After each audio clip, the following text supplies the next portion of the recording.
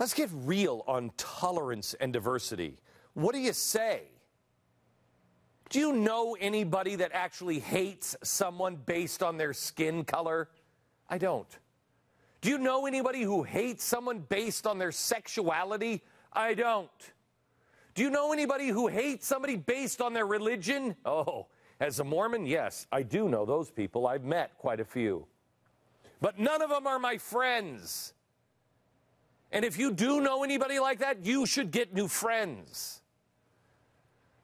There are a lot of legitimate reasons to hate people. Oh, there are. You can come, give me time. I can come up with reasons to hate people, but not as a collective, but as individuals. But skin color, religion, and sexual orientation are not among the reasons to hate people. We should judge people based on, here's an idea, the content of a man's character. And their actions will reveal that character. While people blindly push diversity, it doesn't mean anything anymore because they are suppressing anything with diversity, any opinion that is different than theirs, any diverse opinion. Then they go to shame people into not saying what they truly believe. Say what you feel. Not repeat the words of people who kneel. We're censoring diversity of thought. That doesn't end well. Let me ask you this, lefties. Why do your college professors have tenure? Why do they have it? They have it so they are able to pursue with you all types of thought without being reprimanded for it. Yet, if you disagree with the professor, you're reprimanded. They have tenure. You don't. Why is it important in an academic study, in an academic setting? Why is it important for you to be able to express yourself? If you ever worked at a place where you know how to fix something, you can fix the product or the whatever it is that you build. I've done it. I've worked at networks where I've gone, jeez, man, this is so easy to fix. I can fix this for them. And somebody will say, don't do it. It's not worth the trouble and the hassle. That squashes diversity of thought, and you destroy yourself.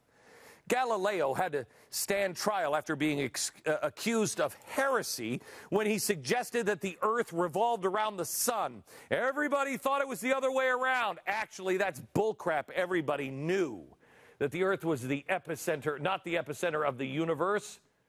Everybody knew that. But the power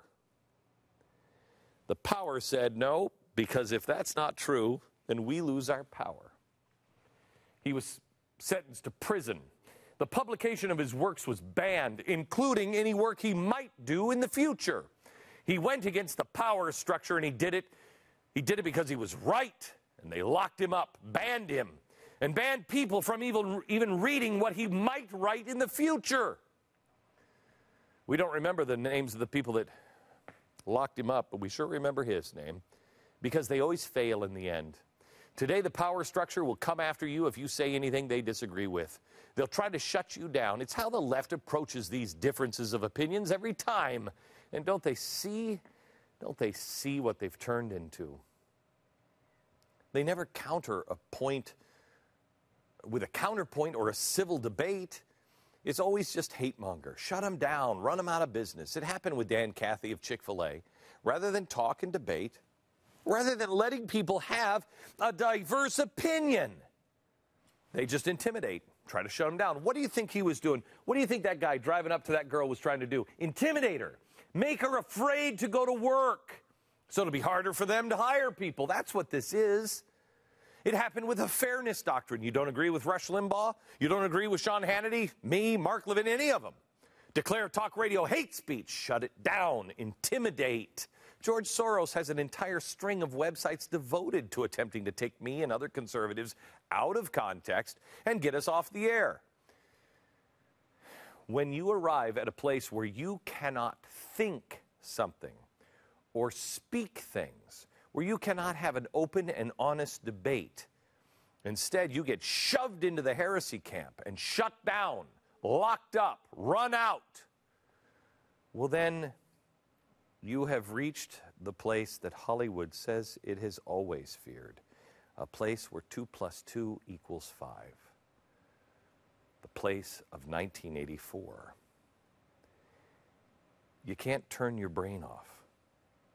You can't, if we are going to survive, you have to be challenged. You have to be surrounded by people who disagree with you, and you have to tolerate them. You have to tolerate the idiots and the morons. You have to tolerate the people who disagree with you, just as we do the left. But see, that's what makes America great. We have the freedom. We're encouraged, or used to encourage people to think differently. It's Apple's slogan. For the love of Pete, think different. How can the left not get it? Think different. Diversity. It means we're not all going to think the same. That's what moves us forward. We're going to have Republicans and we're going to have Democrats. We're going to have gays and straights, left and right, blue, green. It doesn't matter. We can all still live together. But they're trying to sell us the lie that we can't make it. You can't make it together. You've got to march in line. No. It doesn't matter the hate group over there, what they want to get you to do. It doesn't matter. And we're setting up a society that evaluates things based on preconceived notions rather than actions.